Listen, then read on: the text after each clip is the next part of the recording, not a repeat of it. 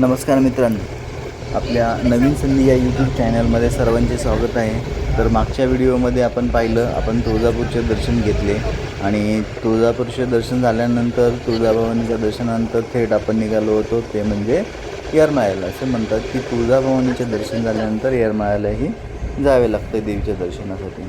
तर आम्ही पोचलो येरमाळ्यामध्ये। आम्हाला दिसलं डोंगरावरती झेंडा फडकत असणारं टोकावरचं मंदिर आणि आम्ही खूप खुश झालो। काही लोक मोठे मोठे जे कार्यक्रम असतात त्याच्यासाठी जे जेवण बनवतात ते पातेले वगैरे घेऊन जाताना दिसले आणि आमची अर्धांगिनी पूजेचं साहित्य घेऊन निघाली।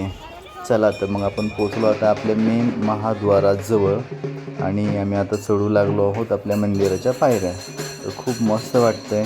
तर इकडं तिकडं पाहिलं तर बरंचसं साहित्य जे असतं पूजेचं साहित्य, इतर साहित्य, कवड्याच्या माळा ह्या पाहत आम्ही आणि देवीच्या मंदिराच्या ह्याचा आनंद घेत आम्ही पुढं निघत होतो। तर बोला येडेश्वरी माता की जय। चला तर आपण पाहूया आणि घेऊया आपल्या येडेश्वरी देवीचं दर्शन। तर हे मंदिर आहे आपल्या येरमाळ्यामध्ये। तर तुळजाभवानीच्या दर्शनानंतर अवश्य या देवीच्या दर्शनाला आपण आणि देवीचं हे रूप पाहिला। तर चला तर मग पुढं आपण चाललो आहे आपल्या देवीच्या मंदिरामध्ये। तर घेऊया दर्शन येडेश्वरीचं। हे येडेश्वरीचं महाद्वार, जिथून आपण मेन मंदिरामध्ये म्हणजेच मूळ मंदिरामध्ये प्रवेश करतो। आणि आमचे चिरंजीव आणि अर्धांगिनी पुढं चालत आहेत आणि आम्ही करतोय शूटिंग काढण्याचं काम। तर चला मग घेऊया आपण येडेश्वरीचं दर्शन।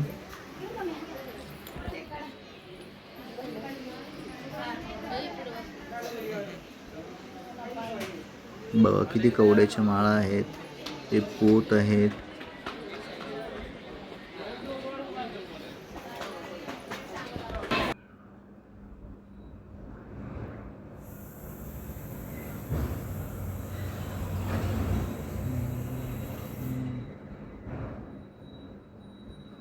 आणि आपण फायनली मूळ मंदिरात येडेश्वरीचं दर्शन घेत आहोत। दर्शन घेऊन झाल्यावरती भूक लागली होती, मग आम्ही शेजारच्या हॉटेलमध्ये मारला झणझणीत मिसळवरती ताव। तर चला भेटूया आपण पुढच्या व्हिडिओमध्ये। तोपर्यंत आपल्या चॅनलला लाईक करा, सबस्क्राईब करा आणि शेअर करा।